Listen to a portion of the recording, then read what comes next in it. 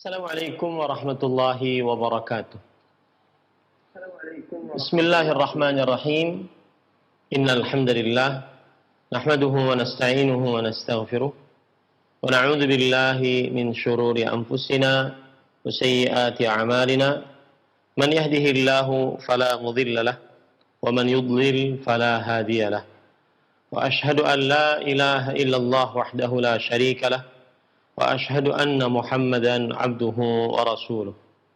Ya ayyuhalladzina amanu taqullaha haqqa tuqatih wa la tamutunna illa wa antum muslimun. Ya ayyuhan nasu taqu rabbakumul ladzi khalaqakum min nafsin wahidah wa khalaqa minha zawjaha wa batha minhuma rijalan katsiran wa nisaa'a wattaqullaha alladzi tasaaluna bihi wal arham innallaha kana 'alaikum raqiba. Ya ayyuhalladzina amanu taqullaha wa qulu qawlan sadida yuslih lakum a'malakum wa yaghfir lakum dhunubakum wa man yuti'illaha wa rasulahu faqad faza fawzan 'azima amma ba'd. Fa inna asdaqal hadithi kitabullah wa ahsanul hadi hadi Muhammadin sallallahu alaihi wa ala alihi wasallam wa syarrul umuri muhdatsatuha wa kullu muhdatsatin bid'ah wa kullu bid'atin dhalalah wa kullu dhalalatin finnar.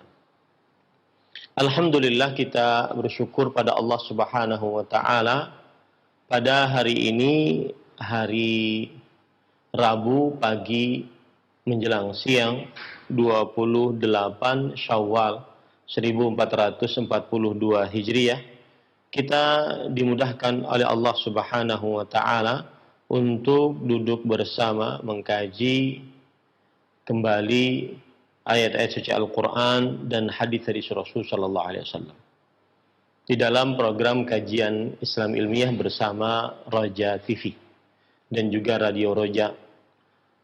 Salawat dan salam semoga selalu Allah berikan kepada Nabi kita Muhammad sallallahu alaihi wa ala alihi wasallam, pada keluarga beliau, para sahabat, serta orang-orang yang mengikuti beliau sampai hari kiamat kelak. Dengan nama-nama Allah yang husna dan sifat-sifatnya yang ulia, kita berdoa, Allahumma inna nas'aluka ilman nafi'an wa rizqan tayyiban wa amalan mutaqabbala. Wahai Allah, sesungguhnya kami mohon kepada Engkau ilmu yang bermanfaat, rezeki yang baik, dan amal yang diterima. Allahumma amin. Ahibati hafizakumullah, para pemirsa Raja TV, para pendengar Radio Roja, dan seluruh kaum muslimin dimanapun berada. Pada kesempatan kali ini kita memulai membaca kitab yang baru, yaitu kitab Fathul Majid Syarhu Kitab Tauhid, yang ditulis oleh Fadilatul Syekh Abdurrahman bin Hasan Ali Syekh hafizahullahu ta'ala. Dan sebelum kita membahas tentang kitab ini, maka penulis dari kitab ini adalah Syekh Abdurrahman bin Hasan bin Muhammad bin Abdul Wahhab. Syekh Abdurrahman bin Hasan bin Muhammad bin Abdul Wahhab bin Sulaiman bin Ali At-Tamimi rahimahullahu ta'ala. Dan berarti beliau adalah cucu dari Syekhul Islam Muhammad bin Abdul Wahhab bin Ali bin Sulaiman At-Tamimi bin Sulaiman bin Ali At-Tamimi rahimahullahu ta'ala. Dan At-Tamimi dinisbatkan kepada sahabat Nabi Muhammad, kepada Bani Tamim, yang mana Abu Hurairah radhiyallahu anhu berkata, la azalu uhibbu Bani Tamim ba'da thalathin sami'tu Rasulullah sallallahu alaihi wasallam yaquluha. Kata Abu Hurairah radhiyallahu anhu, masih saja aku mencintai keturunan Tamim setelah 3 perkara yang aku pernah dengar dari Rasulullah sallallahu alaihi wa ala alihi wasallam, yaitu hum asyaddu ummati ala dajjal. Mereka adalah orang yang paling pemberani dari umat Nabi Muhammad sallallahu alaihi wasallam melawan Dajjal. Wa kanat fihim sabiyah inda Aisyah radhiyallahu anha faqala a'tiqiha fa innaha min waladi Ismail. Dan di tengah-tengah mereka ada seorang tawanan yang ditawan oleh Aisyah radhiyallahu anha. Lalu Rasulullah sallallahu alaihi wasallam bersabda, merdekakanlah tawanan tersebut. Sesungguhnya tawanan perempuan tersebut termasuk keturunan dari keturunan Ismail. Wa ja'at sadaqatuhum faqala hadhihi sadaqatu qaumi. Dan pernah datang sedekah-sedekah dari keturunan Tamim, kemudian Rasul sallallahu alaihi wasallam bersabda, ini adalah sedekah-sedekah kaumku. Hadis riwayat Bukhari di dalam kitab sahihnya. Maka Syekh Abdurrahman bin Hasan adalah cucu dari Syekhul Islam Muhammad bin Abdul Wahhab bin Sulaiman bin Ali At-Tamim. Dan berarti mereka ini adalah keturunan dari keturunan Tamim, yang disebutkan tadi keutamaan dari keturunan Tamim. Taib, penulis kitab ini Syekh Abdurrahman bin Hasan bin Muhammad bin Abdul Wahhab rahimahullahu taala. Beliau dilahirkan pada tahun 1196 Hijriah di daerah Dir'iyah. 1196 Hijriah, berarti beliau abad ke-12 Hijriah. Ulama Islam abad ke-12 Hijriah, karena sekarang kita abad ke-15 Hijriah, maka sekitar 300 tahun yang lalu. Kemudian ringkas saja, Syekh Abdurrahman bin Hasan bin Muhammad bin Abdul Wahhab rahimahullahu taala, beliau belajar di dalam rumah karena keluarganya memang keluarga yang terkenal dengan keilmuan agama.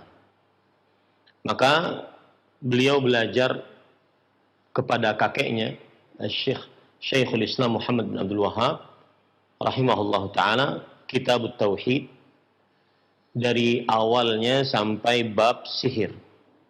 Kemudian setelah itu kitab Adabus Shalah, Adabul Masyi ila Shalah.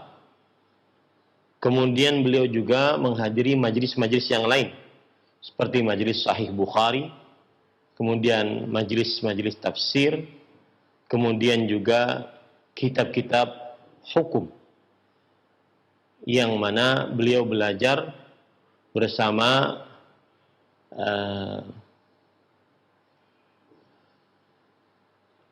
syekh beliau yang bernama Abdullah bin Muhammad bin Abdul Wahhab. Dan ini adalah paman dari paman beliau. Kemudian Syekh Muhammad bin Abdurrahman bin Hasan juga belajar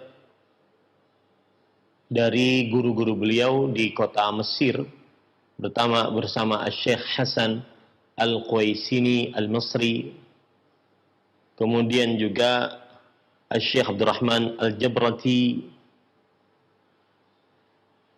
dan Syekh Abdullah Sudan, kemudian juga ahli fatwa dari negeri Algeria, Muhammad bin Mahmud Al-Jazairi Al-Hanafi Al-Athari, kemudian Syekh Ibrahim Al-Ubaid, beliau juga syekh di negara Mesir di dalam bidang qiraat. Kemudian Syekh Ahmad Salamunah, Syekh bin Ahmad Salamunah, ini juga termasuk syekh beliau, dan masih banyak lagi syekh-syekh yang lain. Kemudian beliau wafat pada hari Sabtu 11 dari bulan Dzulqa'dah pada tahun 1285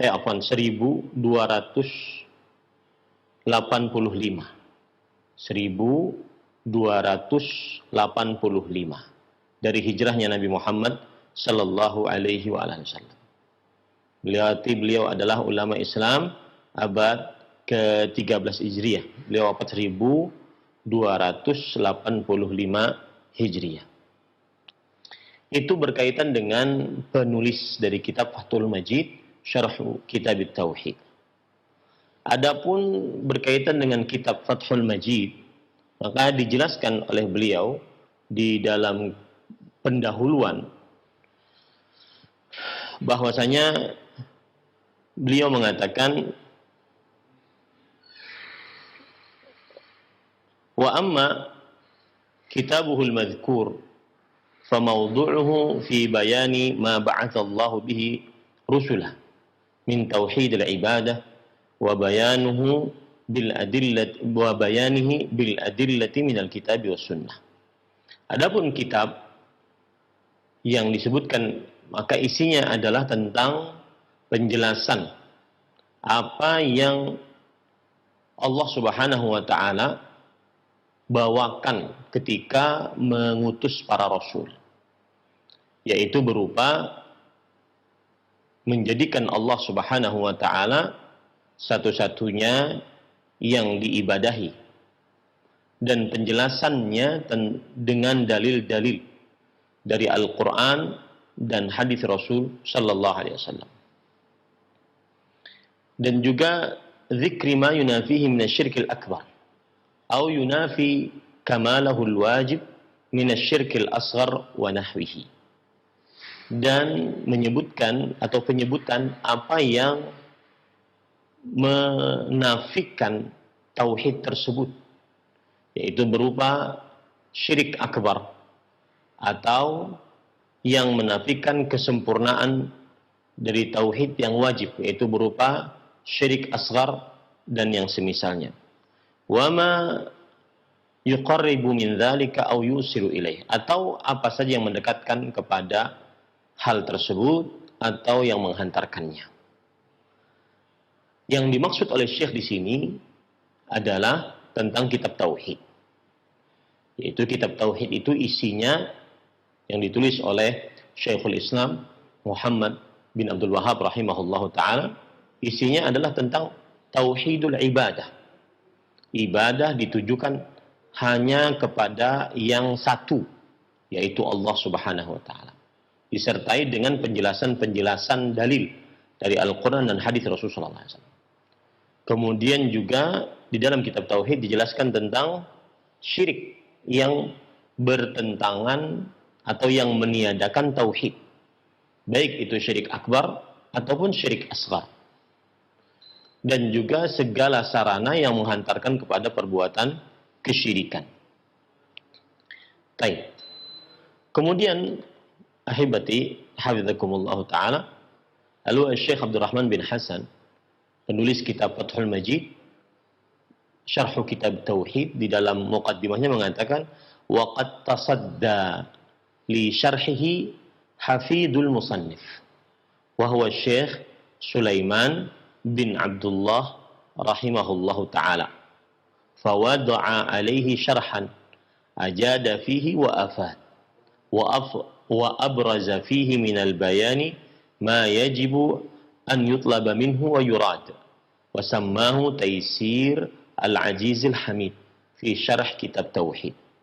Dan kitab tauhid yang ditulis oleh Syekhul Islam Muhammad bin Abdul Wahhab sudah disyarah oleh cucu beliau, yaitu yang bernama Syekh Sulaiman bin Abdullah bin Muhammad bin Abdul Wahhab.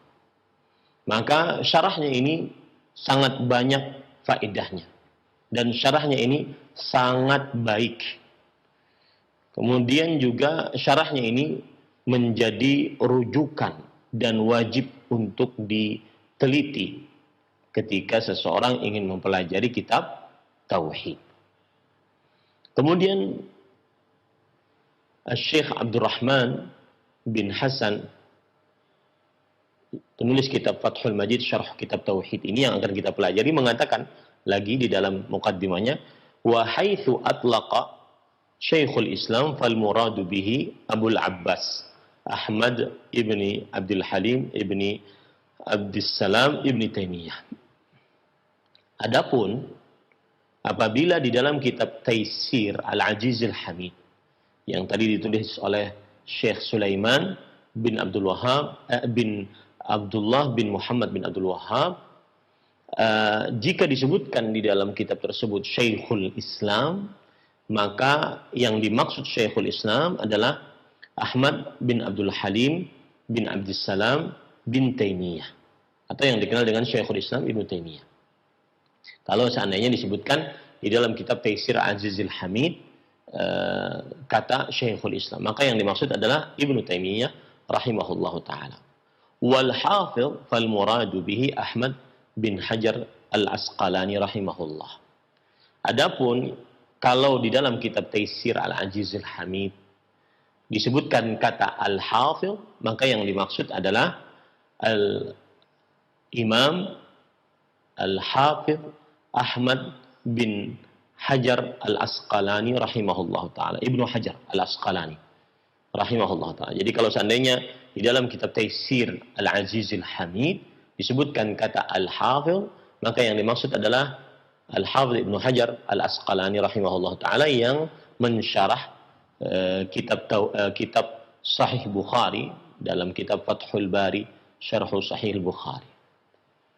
Kemudian penulis kitab Fathul Majid mengatakan, walamma qara'tu syarhahu ra'aituhu atnaba fi mawadhi'a wa fi ba'dha tikrar yastaghni bil ba'd minhu 'anil kull wa lam yukmilhu fa akhadtu fi tahdhibihi wa taqribihi wa takmilihi wa rubbama adkhaltu fihi ba'd an-nuqul al-mustahsanah tatmimam lil fa'idah wa sammaituhu Fathul Majid bi syarah kitab Tauhid.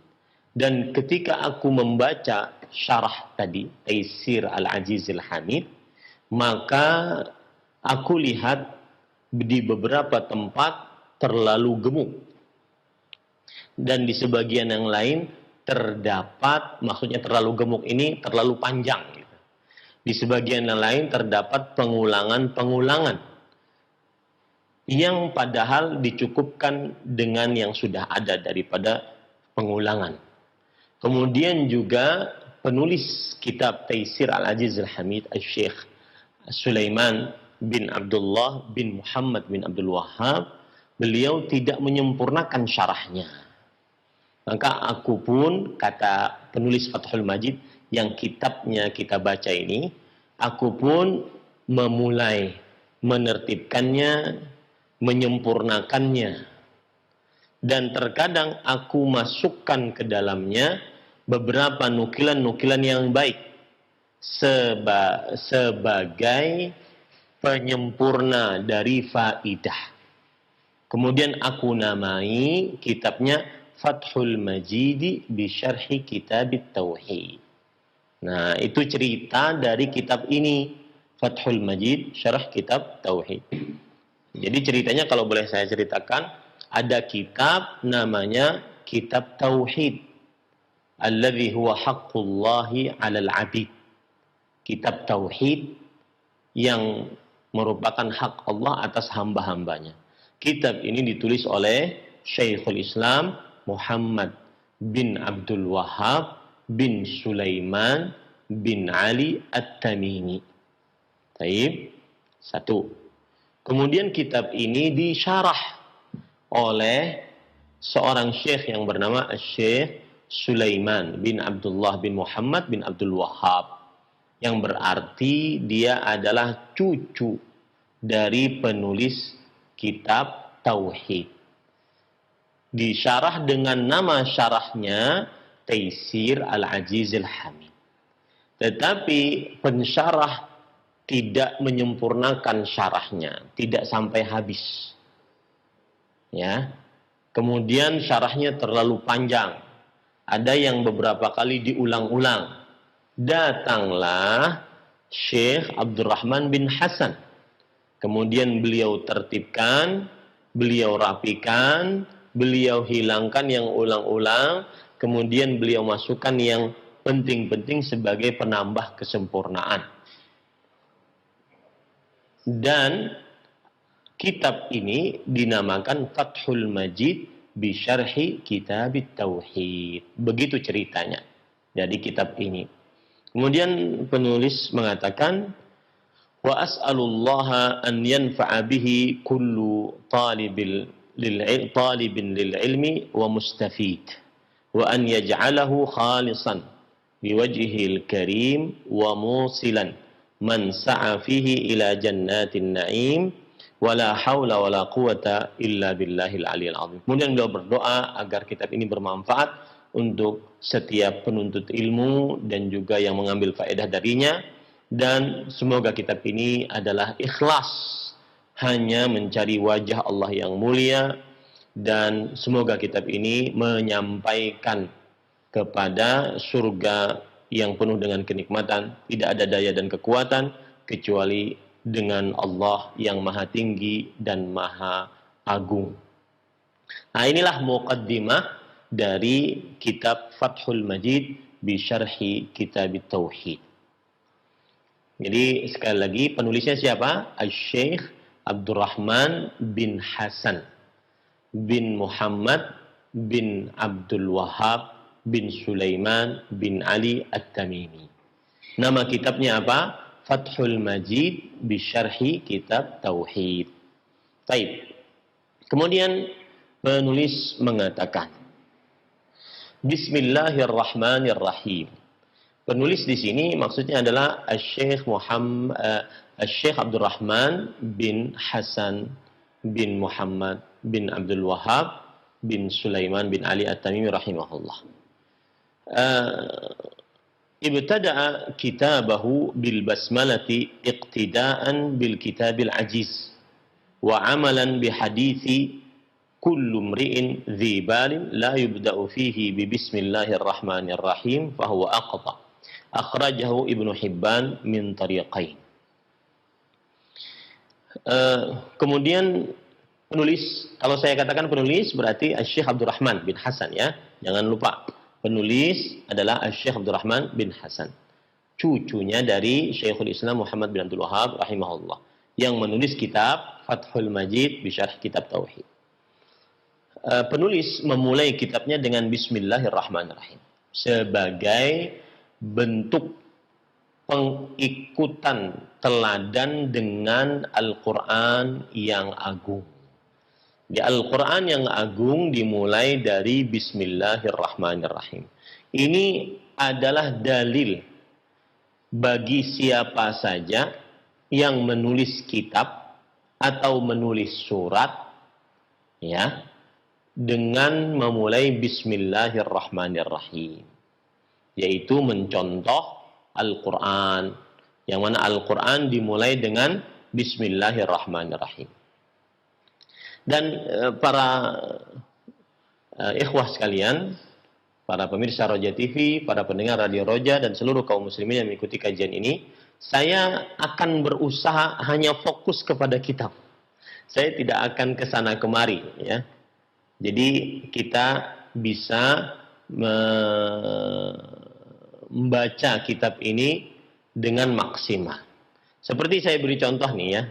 Kalau saya ingin kesana kemari, misalkan kalau kita lihat permasalahan bismillah, maka Bismillahirrahmanirrahim di dalam Al-Quran, para ulama bersepakat dia adalah salah satu ayat dari surat An-Naml.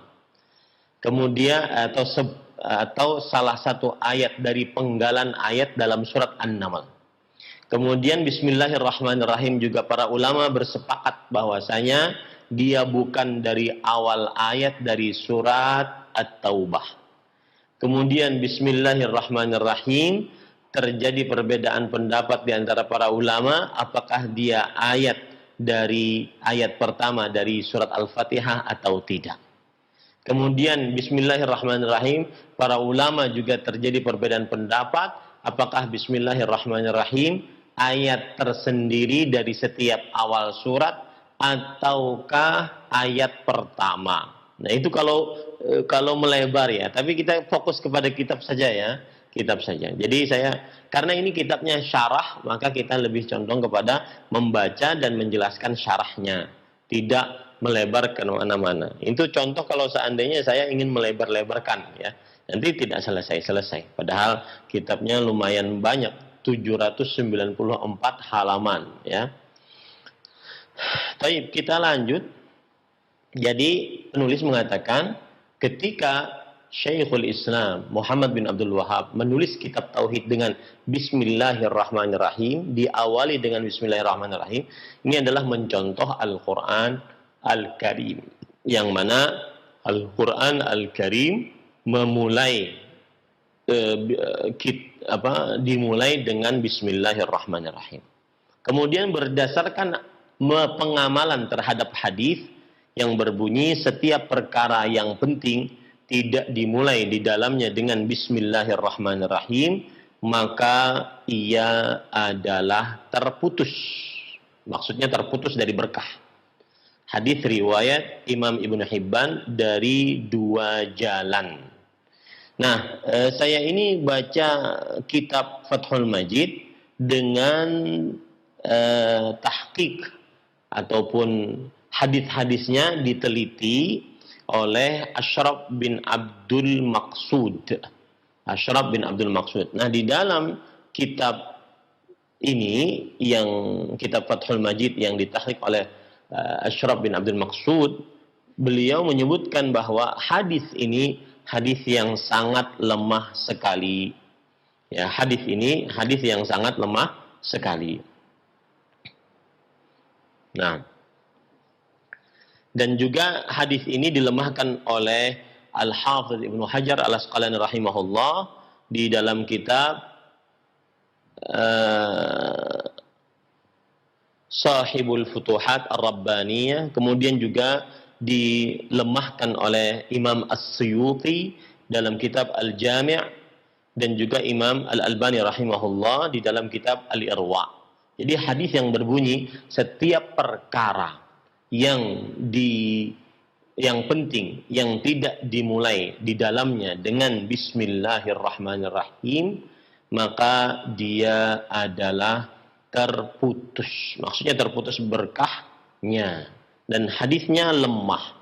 Ya. Kemudian penulis mengatakan, qala Ibnu Salahi wal haditsu hasan wa li Abi Dawud wa Ibnu Majah kullu amrin dzibalin la yubda'u fihi bilhamdi aw bilhamdi fahuwa aqta'. Dan Imam Ibnu Salah rahimahullah, seorang ulama Islam ya, ahli hadis, nama lengkap beliau adalah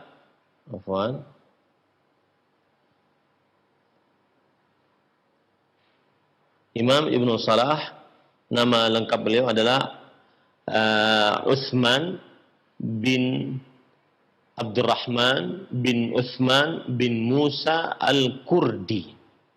Ya. Dan kunyahnya Abu Umar. Dan wafat pada tahun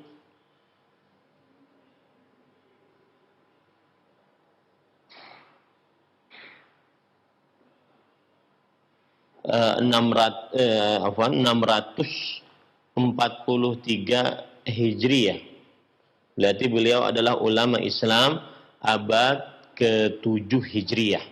Dan beliau ahli hadis. Beliau berkata, hadis hasan yang tadi dikatakan hadis hasan, tetapi pendapat yang lebih kuat wallahu alam dia adalah hadis yang lemah. Dan riwayat Imam Abu Daud, Imam Ibnu Majah dengan lafal yang lain yang berbunyi begini, setiap perkara yang penting tidak dimulai di dalamnya dengan alhamdulillahi rabbil alamin, maka dia terputus. Nah, ini hadisnya hasan.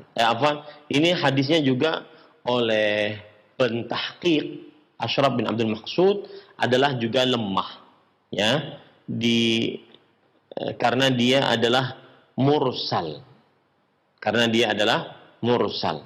Tetapi Imam Ibnu Salah, Imam An-Nawawi, Imam Al-Hafidh Al-Iraqi mengatakan bahwasanya hadisnya hasan.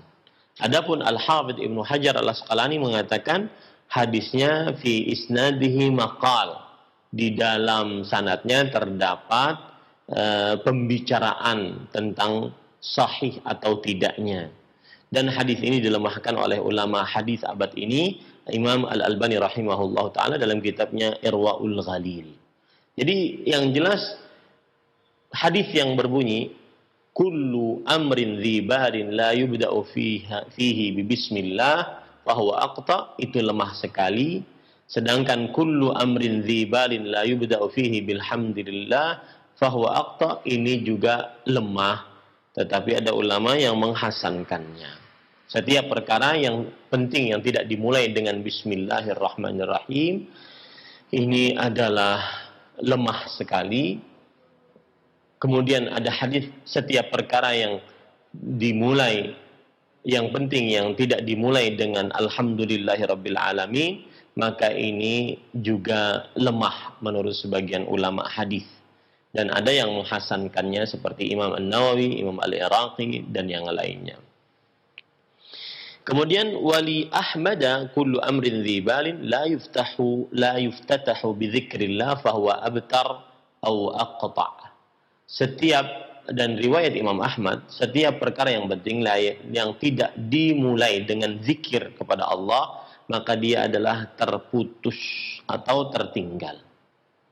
Kemudian disebutkan juga oleh penulis Walid Daruqutni an Abi Hurairah radhiyallahu anhu marfu'an kullu amrin dzibarin la yubda'u fihi bi dzikrillah fahuwa aqta'. Dan riwayat dari Imam Ad-Daruqutni dalam kitabnya Sunan dari Abu Hurairah radhiyallahu anhu secara marfu', artinya sampai keangkat kepada Rasulullah SAW dengan lafal setiap perkara yang penting yang tidak dimulai di dalamnya dengan zikir kepada Allah, maka dia adalah terputus. Ini juga hadis lemah. Ya, ini juga hadis lemah. Dan Ad-Daruqutni ketika meriwayatkan ini, beliau menyebutkan bahwasanya hadisnya ini mursal, artinya terputus, hanya sampai kepada seorang tabi'i. Taib. Para ikhwah yang dirahmati oleh Allah Subhanahu wa taala, yang jelas itu penjelasan kenapa penulis memulai kitabnya dengan bismillahirrahmanirrahim. Nah, kemudian penulis mengatakan wal musannifu qad iqtasara fi ba'd nusakhihi 'ala al-basmalah li'annaha min ablagha الثناء والذكر للحديث المتقدم. Dan Syekhul Islam Muhammad bin Abdul Wahhab mencukupkan di beberapa transkrip dari kitab Tauhid dengan hanya menyebut Bismillahirrahmanirrahim, tanpa ada yang lain. Bismillahirrahmanirrahim, tanpa ada salawat, tanpa ada alhamdulillah. Penjelasannya adalah karena ini termasuk dari pemujian terhadap Allah yang paling agung. Jadi mencukupkan Bismillahirrahmanirrahim tanpa alhamdulillah, tanpa wassalatu wassalamu ala rasulillah, karena dengan bismillah ini sudah mencakup alhamdulillah dan bismillah, berdasarkan hadis-hadis yang sudah disebutkan tadi. Kemudian wa kana an-nabiy sallallahu alaihi wasallam yaqtasiru fi 'alaiha fi murasalatihi. Dan adalah Rasulullah sallallahu alaihi wasallam. Beliau membatasi dengan bismillahirrahmanirrahim saja saat menulis surat-surat kepada para pembesar. Jadi tanpa menyebutkan alhamdulillah, kemudian assalatu wassalamu ala Rasulillah. Nah, ini yang menjadi sandaran bagi Syekhul Islam Muhammad bin Abdul Wahhab rahimahullah. Beliau cuma menulis bismillahirrahmanirrahim tanpa ada alhamdulillah, tanpa ada salawat kepada Nabi Muhammad SAW. Kenapa? Karena mencontoh surat yang ditulis oleh Rasulullah SAW kepada para pembesar. Kama fi kitabihi li Hiraql azimir Rum wa waqa'a li nuskhatun bi khattihi rahimahullah bada'a fiha bismillah wathana wa thanna bil hamdi was salati ala nabi sallallahu alaihi wasallam wa ala alihi wa sahbihi. Yang artinya, dan sebagaimana surat Rasul sallallahu alaihi wasallam kepada Heraklius, pemimpin negeri Romawi, beliau cuma mengatakan bismillahirrahmanirrahim dari Muhammad sallallahu alaihi wasallam kepada Heraklius, pembesar negara Romawi. Nah, ini menunjukkan bahwasanya Syekh Muhammad bin Abdul Wahhab rahimahullah ta'ala mencukupkan dengan bismillahirrahmanirrahim sebagai awalannya, tidak ada alhamdulillah, tidak ada salatu wassalamu Rasulullah, karena mencontoh surat Rasulullah SAW kepada para kepada para pembesar-pembesar dari negara lain.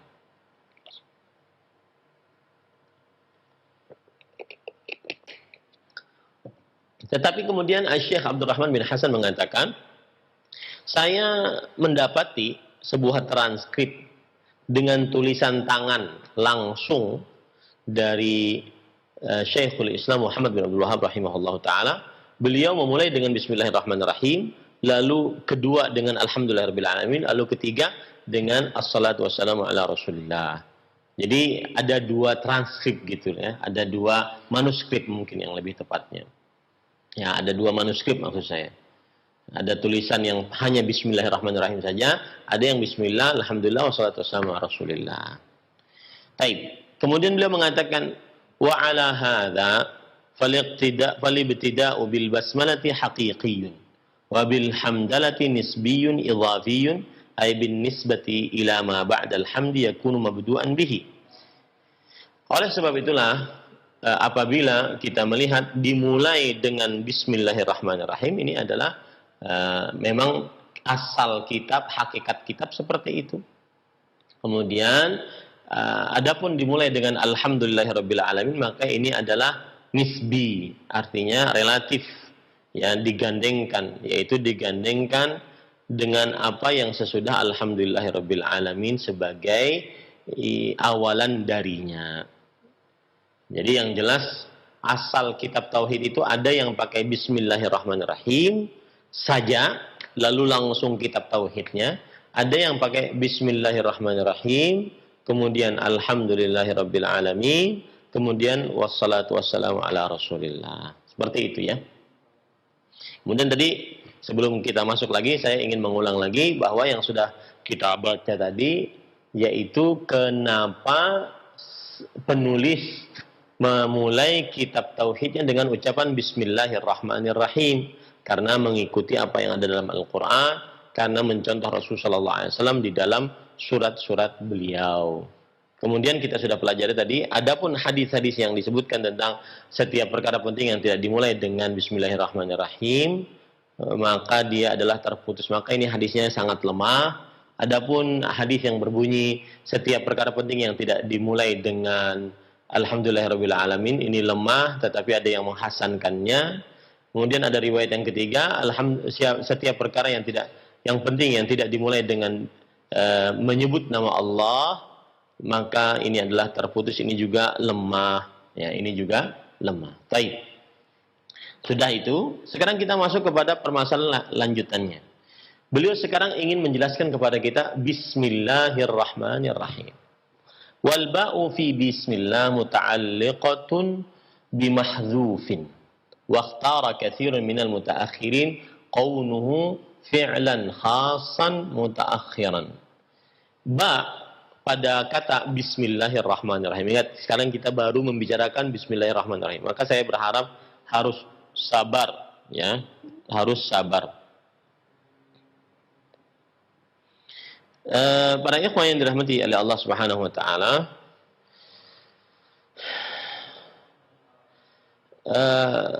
bismillahirrahmanirrahim, ada ba pada bismillahirrahmanirrahim. Ini terkait dengan sesuatu yang tersembunyi.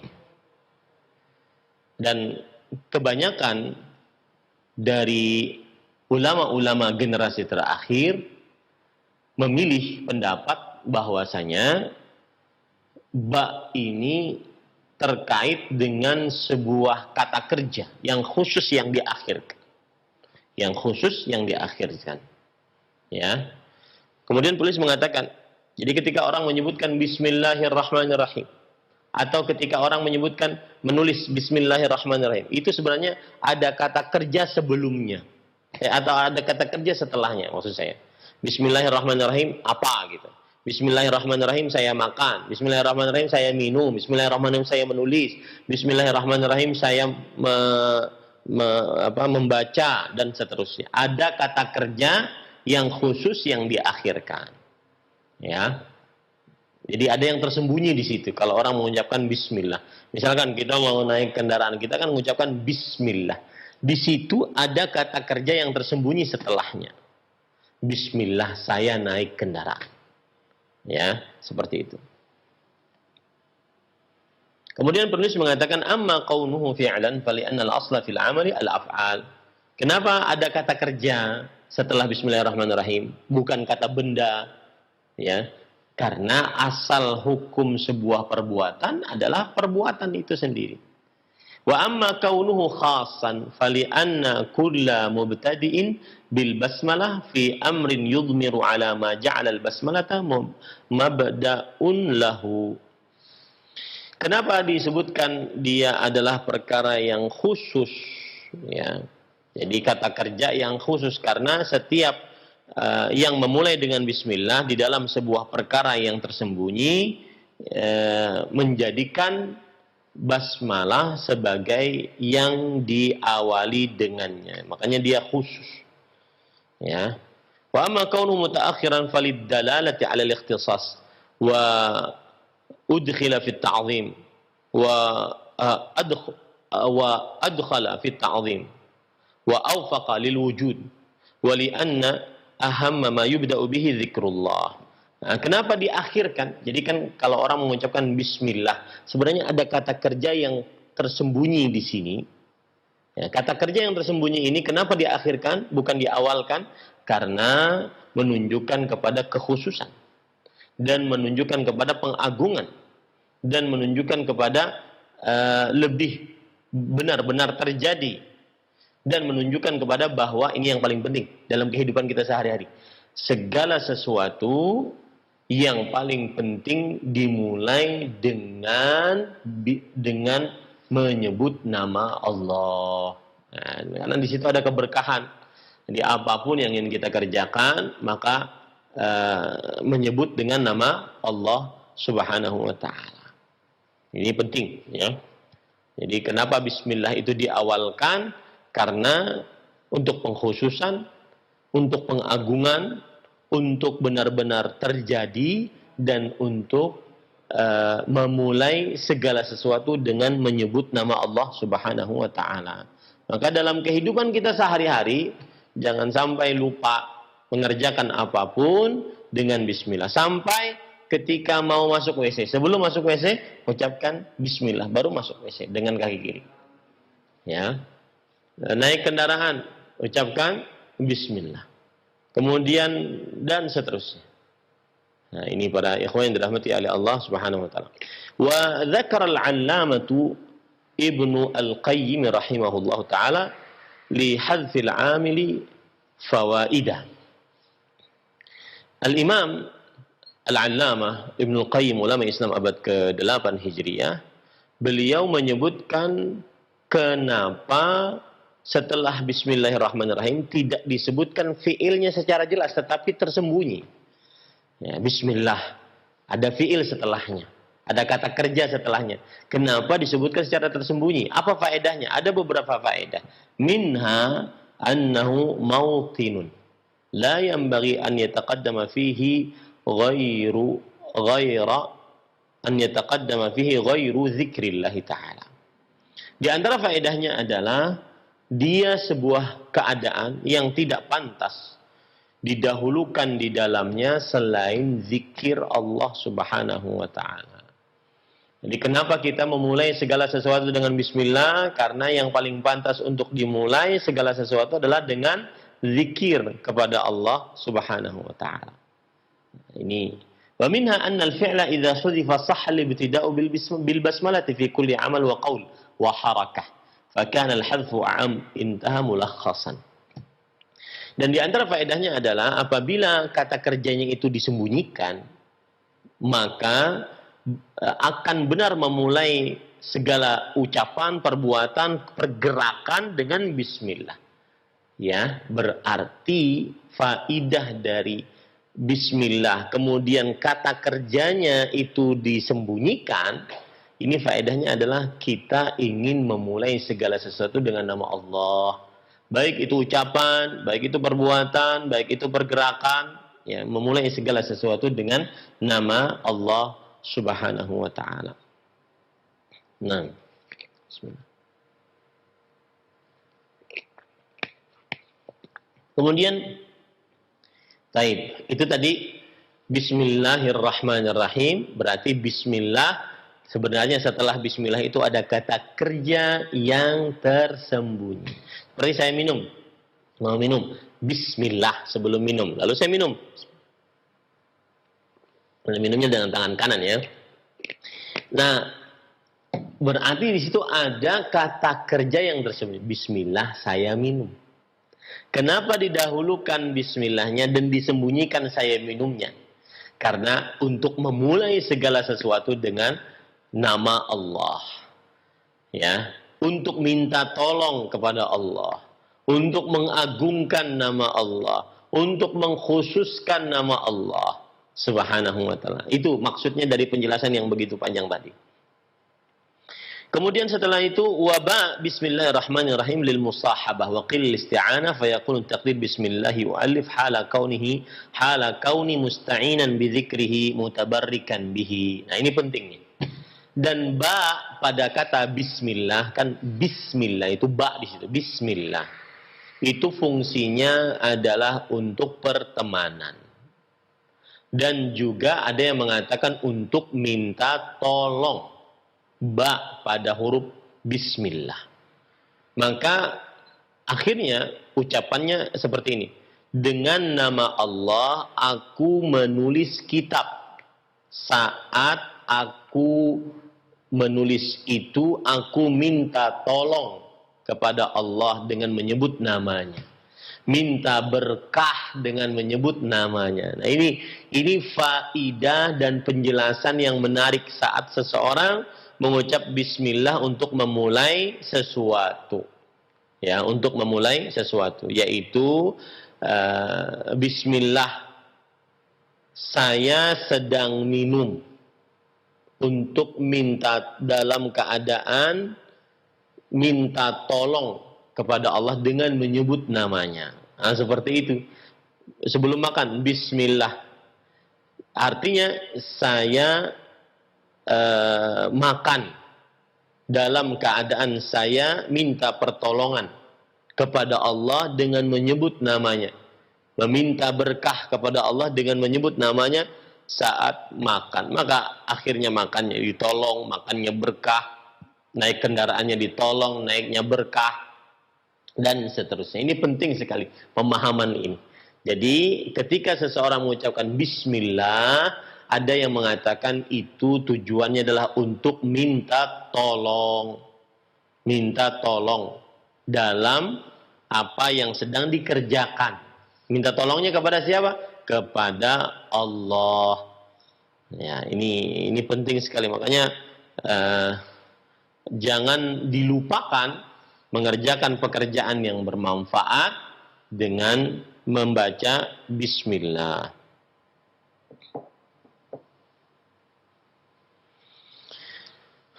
Taib, para ikhwah yang dirahmati oleh Allah Subhanahu wa taala. Selanjutnya,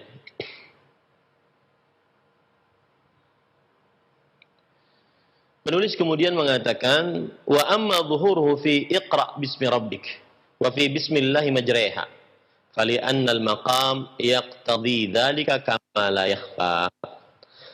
Nah, kalau kita katakan tadi kan bismillah dulu baru pekerjaannya, ya kan? Bismillah baru makan, bismillah baru minum, bismillah baru naik kendaraan, bismillah baru masuk rumah, bismillah baru masuk masjid, bismillah baru masuk WC, bismillah baru berwudu, ya. Pekerjaannya di akhir, bismillahnya dulu di awal. Nah, sedangkan di dalam surat Al-Alaq kata kerjanya dulu di awal. Iqra bismi rabbikal ladzi khalaq. Nah, ini masalah ini. Kemudian surat Hud ayat 41. Bismillahi majreha. Ya. Ini bismillahnya di awal, tetapi disebutkan kata kerjanya bukan, atau ismil fi'ilnya. Ya. Kata dari kata kerja. Padahal kan harus disembunyikan, kita katakan tadi. Nah, kenapa ini? Fali annal maqama yaqtadhi dzalika kama la yakhfa. Karena keadaan mengkonsekuensikan akan hal itu sebagaimana yang tidak tersembunyi bagi kita semua. Artinya memang keadaannya mewajibkan kata kerjanya dulu atau kata kerjanya disebutkan, ya seperti itu ya. Jadi asal hukumnya bismillah terlebih dahulu dari sebuah pekerjaannya, dan asal hukumnya setelah bismillah kata kerjanya disembunyikan. Tapi ada di dalam Al-Quran kata kerjanya didahulukan baru menyebutkan dengan nama Allah. Seperti Iqra, bacalah dengan nama Tuhanmu. Bacanya dulu didahulukan, baru nama Tuhanmu. Maka kata penulis, di annal maqam yaqtadi dzalik. Karena keadaan yang mengkonsekuensikan akan hal itu. Ya. Begitu juga bismillahi majreha. Semestinya setelah bismillah tidak disebutkan kata kerjanya untuk mengkhususkan, untuk menguatkan. Tetapi kenapa disebutkan ini dalam surat Hud ayat 41? Karena keadaan yang mengkonsekuensikan akan hal tersebut. Ya, yang mengkonsekuensikan akan hal tersebut. Baik. Sudah dipahami ini ya. Sekarang kita masuk ke permasalahan lain. Penulis mengatakan walismu mushtaqqun minas sumu wa huwa al-'ulu wa qila minal wasm wa huwa al-'alamah li'anna kullama summiya faqad nuwiha bismihi wa wusim. Dan kata bismillah ini masih membicarakan bismillah ya. Makanya saya katakan ya, terutama bagi kaum muslimin yang mungkin sangat pemula di dalam belajar kitab tauhid harus bersabar ya, harus benar-benar sabar karena penulis akan sangat detail, bahkan huruf per huruf, kata per kata beliau bahas. Ya. Baik, walismu mushtaqqun mina al-sumu, dan isim, kata isim diambil dari kata sumu. Sumu itu artinya tinggi. Isim itu tinggi. Ada lagi yang mengatakan isim diambil dari kata-kata wasm yang artinya tanda. Tanda. Karena segala sesuatu yang dinamai berarti dia sudah diberikan tanda dengan nama tersebut. Nah, ini baru kita membicarakan bismillah ya. Saya tadi padahal sudah tekad untuk selesai tentang bismillahirrahmanirrahim. Tapi ternyata baru kita membicarakan bismi, Allahnya belum. Tetapi waktu sudah habis, mungkin kita kembalikan acara kepada pembawa acara. Mudah-mudahan insyaallah ta'ala pekan depan kita lanjut dengan membicarakan Allah. Apa arti kata Allah, diambil dari apa kata Allah.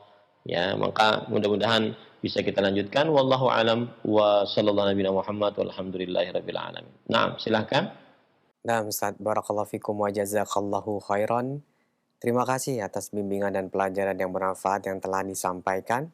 Semoga yang singkat ini dapat menambahkan ilmu kita. Allah berikan taufik untuk kita bisa mengamalkannya dan memahaminya. Selanjutnya kami berikan kesempatan bagi Anda, pemerhati roja yang ingin memperdalam materi seputar pembahasan yang telah disampaikan Ustadz. Silahkan kami tunggu di layanan telepon. Untuk telepon yang pertama silakan. Halo. Halo, Assalamualaikum. Waalaikumsalam warahmatullahi wabarakatuh. Silakan dengan Ibu Firliana di mana ini? Di Jawa Timur. Silakan pertanyaannya. Ini Ustadz, kalau mengerjakan sholat tahajud, sholat malam itu, kalau baca surat-surat 29,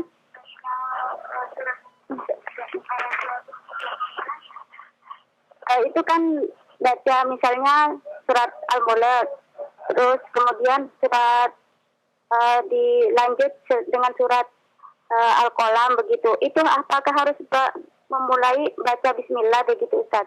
Apakah langsung baca surat Al-Qalam begitu Ustaz? Mohon penjelasan Ustaz. Syukran, jazakallahu khairan. Assalamualaikum warahmatullahi wabarakatuh. Waalaikumsalam warahmatullahi wabarakatuh. Silakan Ustaz. Bismillah, walhamdulillah, wassalatu wassalamu ala rasulillah wa ala alihi wa ashabihi wa man wala. Amma ba'du, adapun untuk pembacaan surat, maka jika yang dimaksud membaca surat di dalam sholat, maka surat Al-Fatihah dulu kita bicarakan, Bismillahirrahmanirrahim.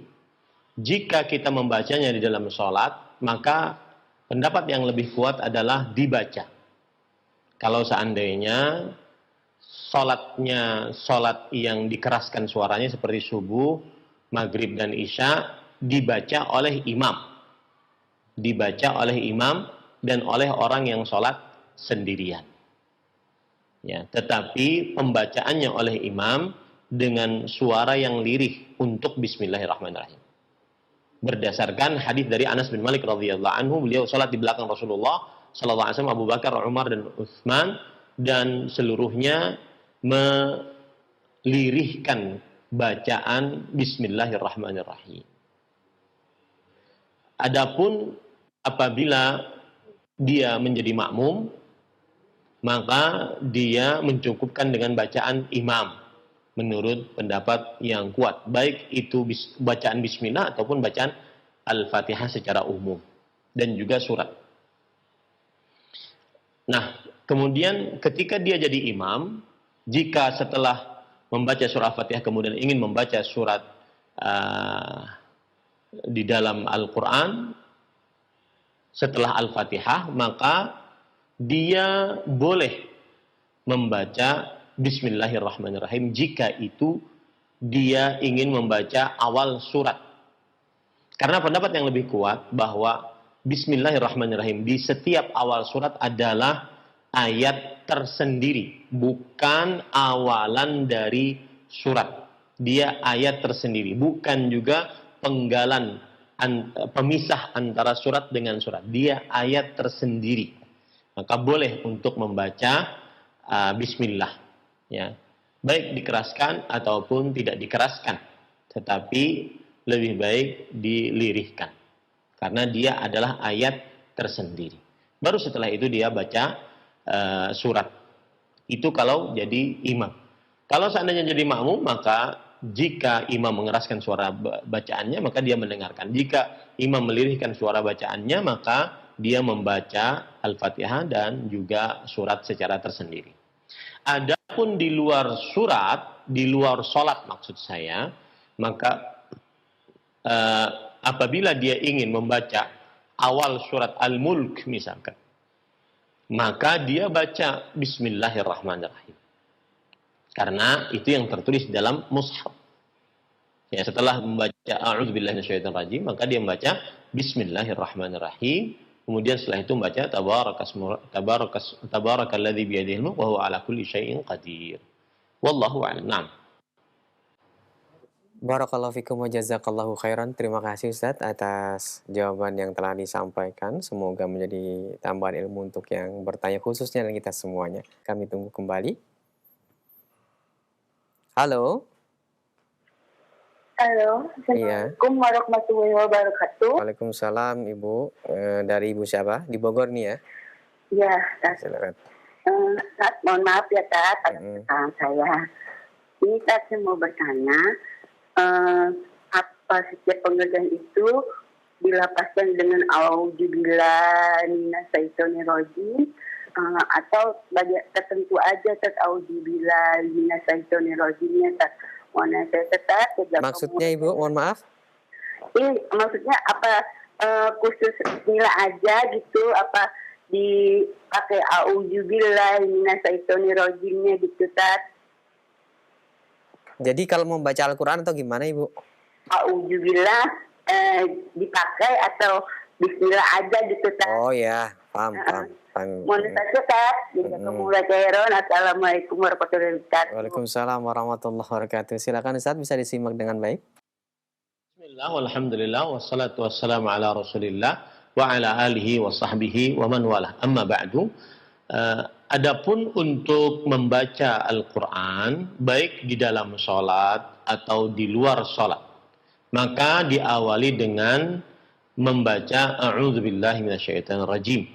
Berdasarkan firman Allah Subhanahu wa taala, "Wa idza qara'tal Qur'an fasta'idz billahi minasyaitonirrajim." Jika engkau membaca Al-Quran, maka minta perlindunganlah kepada Allah dari syaitan yang terkutuk. Kemudian, apabila seseorang membaca awal surat, maka dia membaca ta'awudz, a'udzubillahi minasyaitonirrajim. Kemudian setelah itu membaca Bismillahirrahmanirrahim. Kemudian apabila dia membacanya di pertengahan surat, bukan di awal surat, maka dia mencukupkan hanya dengan membaca A'udzubillahi minasyaitonirrajim, tidak membaca Bismillahirrahmanirrahim. Ini pendapat yang lebih kuat. Wallahu a'lam. Naam. Baik Ustaz, barakallahu fikum. Terima kasih atas nasihat dan jawabannya. Selanjutnya kami akan bacakan dari pesan singkat dari hamba Allah di Jakarta. Ustadz, anak-anak muda sekarang ini dalam mengikuti pengajian atau daurah-daurah memilih-milih tema-tema dalam kajian yang relevan dalam kehidupan mereka, seperti dalam masalah memilih jodoh, percintaan, atau masalah dalam hati. Kalau berkaitan dengan masalah tauhid dan lain sebagainya, sangat tidak berminat atau kurang sekali. Nah, bagaimana kita seharusnya mencari ilmu yang benar urutannya di dalam beragama ini? Silakan Ustaz. Walhamdulillah, wassalatu wassalamu ala rasulillah wa ala alihi wa sahbihi wa man wala. Amma ba'du. Adapun tentang menimba ilmu agama, maka di sini di zaman sekarang dan juga zaman-zaman yang telah lalu dan yang akan datang, harus dibedakan antara penuntut ilmu agama yang memang ingin mempelajari ilmu agama secara khusus dengan penuntut ilmu agama yang dia mempelajari agama sesuai dengan kepentingan dan keperluan dalam kehidupannya. Kalau yang dimaksud dengan penuntut ilmu agama secara khusus, maka merekalah orang-orang yang diharapkan belajar ilmu agamanya dengan sistematis, yaitu mempelajari ilmu-ilmu dasar Islam, sehingga kelak mereka menjadi penuntut ilmu agama dan diharapkan untuk menjadi pengajar ilmu agama, minimal mengajari keluarga-keluarganya. Kalau seandainya dia tidak atau belum ditakdirkan untuk mempunyai majelis ilmu.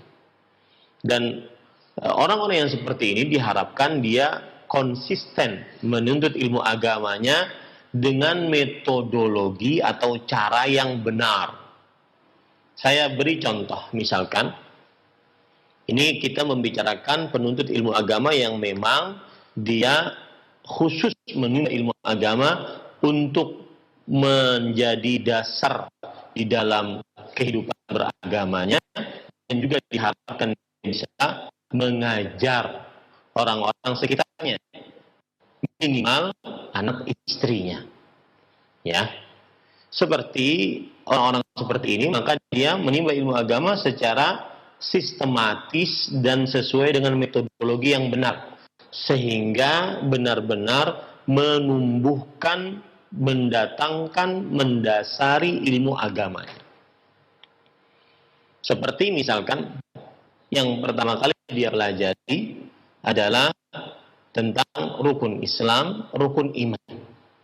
Dia pelajari dari dasar rukun Islam, rukun iman beserta dalil-dalilnya.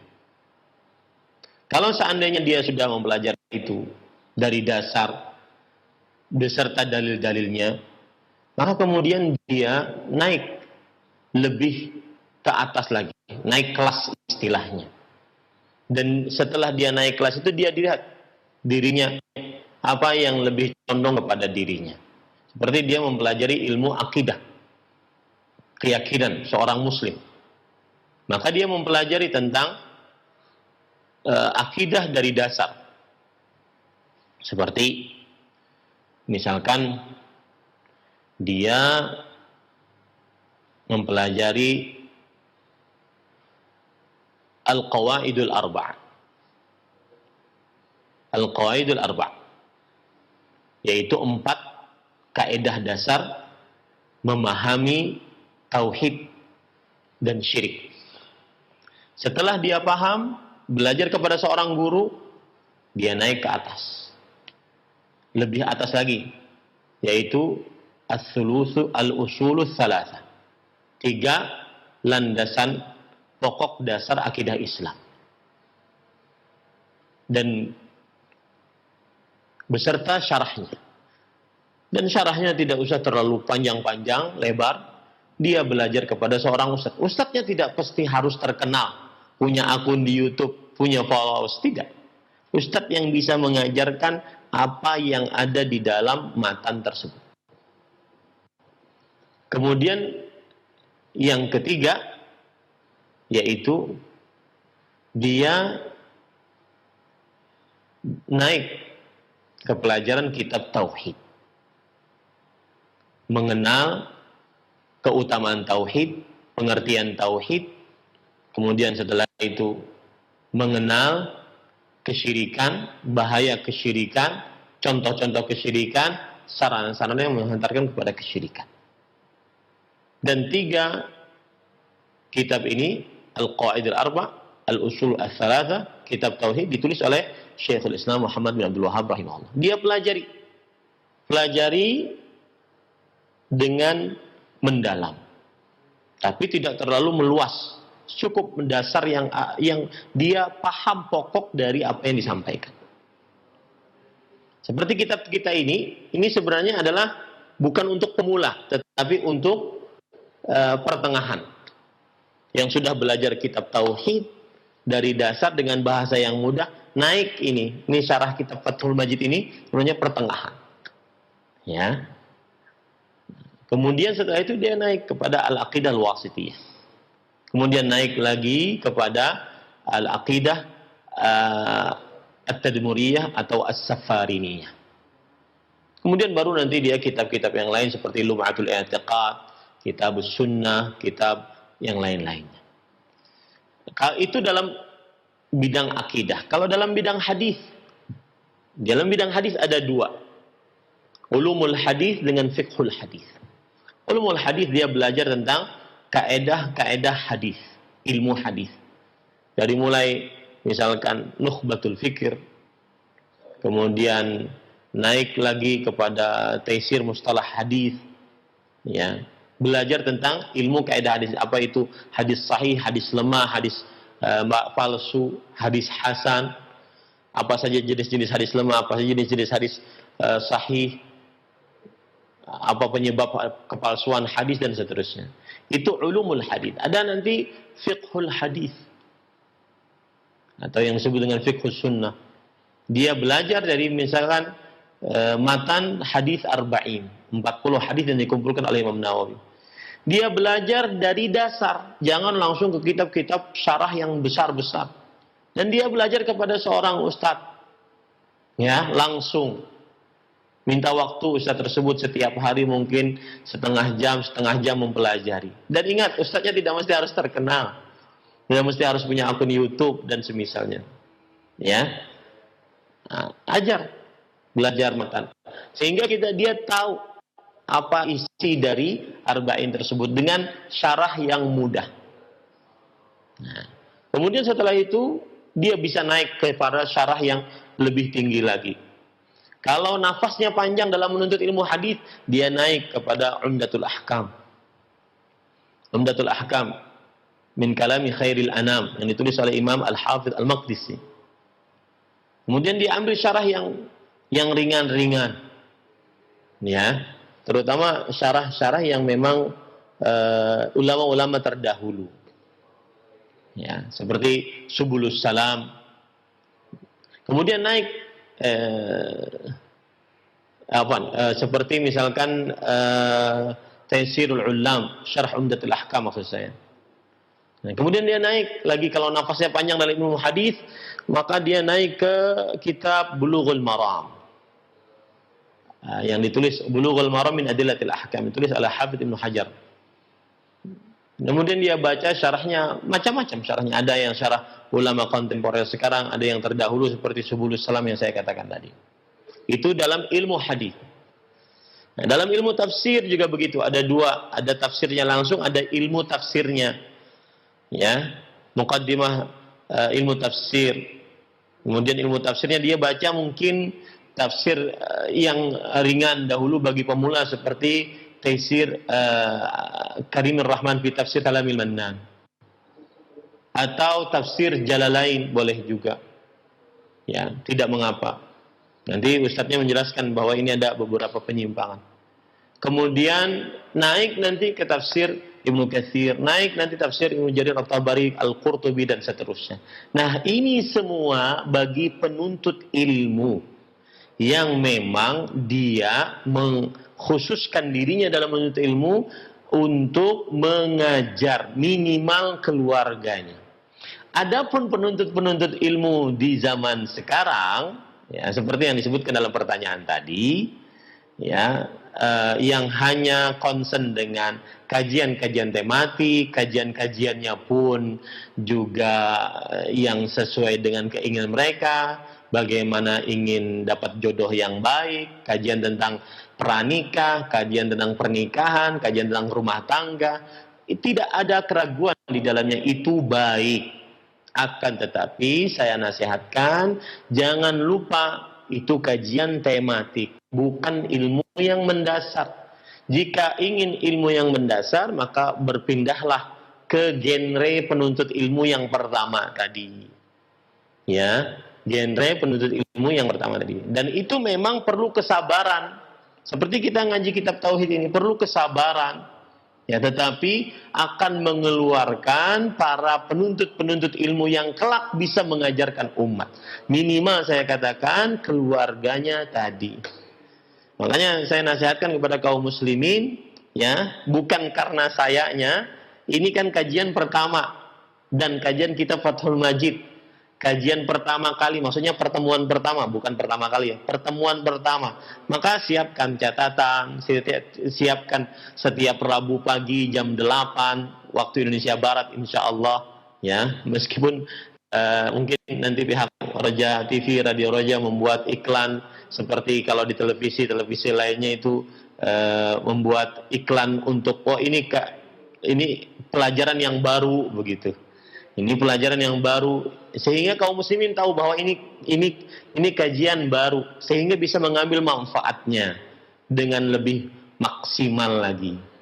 Ya. Nah, itu cara-cara. Jadi saya katakan untuk genre penuntut ilmu yang kedua yang tadi sukanya tematik pun yang berkaitan dengan hal-hal yang sangat erat dengan pranikah, pernikahan, perjodohan yang digandrungi oleh sebagian kaum muslimin, terutama yang muda-muda, maka saya nasihatkan itu bisa dilakukan, tetapi yang lebih utama Anda berpindah kepada penuntut ilmu yang memang kelompok pertama tadi.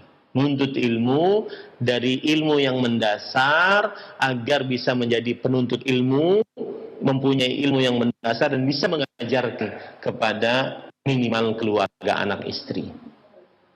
Wallahu a'lam. Nah. Barakallahu fikum wa jazakallahu khairan. Kami bacakan untuk pertanyaan yang berikutnya. Assalamualaikum warahmatullahi wabarakatuh. Ustadz dari hamba Allah di Bogor. Ustadz, sekarang ini banyak khususnya di kalangan anak-anak muda yang baru belajar, berlomba-lomba mengaku dirinya belajar tauhid. Namun dalam hal bersikap kepada ustadznya terlalu berlebihan karena merasa hidayah dari ustadznya. Sehingga ketika dai tersebut salah di dalam menjelaskan berkaitan dengan masalah tauhid dan sebagainya, mereka membela dengan alasan-alasan yang sesuai dengan hawa nafsunya. Bagaimana menyikapi hari ini, Ustaz? Silakan. Bismillah, walhamdulillah, wassalatu wassalamu ala rasulillah wa ala alihi wa sahbihi wa man wala. Jawabannya adalah perkataan para ulama dari mulai semenjak dahulu. Al-haqqu la yurtabatu birrijal. Kebenaran itu tidak selalu dikaitkan dengan orang-orang. Walakin i'rifil haqqa ta'rif ahlahu. Tetapi kenali kebenaran, maka engkau akan tahu mana yang benar. Jadi itu yang harus dipegang selalu, belajar kebenaran. Ya, maka jika itu memang benar, siapapun mengatakannya, maka ucapkanlah itu sebuah kebenaran. Jika itu memang salah, maka ucapkanlah itu salah. Meskipun sang ustadz panutannya yang mengatakannya, maka keliru. Tetapi ketika mengoreksi ustadz, ini juga perlu adab. Tidak boleh dia merendahkan, menghinakan, terutama di hadapan khalayak ramai. Ya, wallahu a'lam. Nah, terima kasih Ustadz atas jawaban dan nasihat yang bermanfaat yang telah disampaikan. Semoga menjadi tambahan ilmu untuk kita semuanya. Nampaknya pertanyaan tadi merupakan pertanyaan terakhir di pertemuan kita. Sebelum kami akhiri, mohon Ustadz memberikan ihtitam. Fadhil ya Ustadz. Bismillah, walhamdulillah, wassalatu wassalamu ala rasulillah wa ala alihi wa sahbihi wa man wala. Saya berusaha setiap kali ikhtitam untuk meringkas yang sudah dipelajari. Satu, tentang kitab Fathul Majid. Ceritanya ada kitab bernama Kitabut Tauhid. Syarah kitab Tauhid alladhi huwa haqqullahi 'alal 'abid. Yang ditulis oleh Syekhul Islam Muhammad bin Abdul Wahhab rahimahullah. Kemudian kitab ini disyarah dalam kitab judulnya Taisir Al-Azizil Hamid, Syarah Kitab Tauhid, yang ditulis oleh Fadilatul Syekh Sulaiman bin Abdullah bin Muhammad bin Abdul Wahhab rahimahullahu ta'ala. Tetapi kitab ini terlalu gemuk, terlalu panjang, banyak yang diulang, dan juga belum selesai. Lalu diselesaikan oleh kitab Fathul Majid bi Syarh Kitab Tauhid, yang ditulis oleh Fadilatul Syekh Abdurrahman bin Hasan bin Muhammad bin Abdul Wahhab rahimahullah ta'ala, ulama Islam abad ke-13 Hijriah, wafat pada tahun 1285 Hijriah. Inilah kitab yang kita pelajari. Adapun, dan itulah penulis yang kita pelajari juga. Adapun yang sudah kita pelajari adalah bahwa penulis memulai kitabnya dengan Bismillahirrahmanirrahim, karena mencontoh Al-Quran dan mencontoh Rasulullah Sallallahu Alaihi Wasallam. Kemudian juga kita sudah pelajari hadis-hadis yang berkaitan dengan setiap perkara. Tidak dimulai dengan bismillah, tidak dimulai dengan alhamdulillah, tidak dimulai dengan zikir kepada Allah, tidak lepas dari kelemahan, bahkan ada yang lemah sekali. Akan tetapi memulai dengan bismillah ini adalah termasuk dari kebiasaan Nabi Muhammad SAW di dalam surat-surat beliau. Kemudian kita sudah bicarakan tentang Bismillahirrahmanirrahim, bahwa Bismillah itu ada kata kerja yang tersembunyi. Tujuannya adalah agar mengambil keutamaan dari nama Allah, mengambil barakah dari nama Allah Subhanahu wa taala, makanya dimulai dengan Bismillahirrahmanirrahim. Kemudian kita sudah pelajari juga bahwasanya maksud dari bismillah itu adalah untuk minta tolong. Jadi ketika kita mengucapkan bismillah mau makan, berarti kita sedang minta tolong kepada Allah saat kita makan diberkahi oleh Allah. Bismillah mau masuk rumah, berarti kita minta tolong kepada Allah saat kita masuk rumah agar diberkahi oleh Allah SWT. Itu sampai di situ kita sudah mempelajarinya. Mudah-mudahan besok kita tahun depan, pekan depan kita bisa lanjutkan kajian Fathul Majid bisyarah kitab Tauhid. Wallahu alam. Sallallahu Nabi Muhammad. Walhamdulillahirabbil alamin. Wassalamualaikum warahmatullahi wabarakatuh.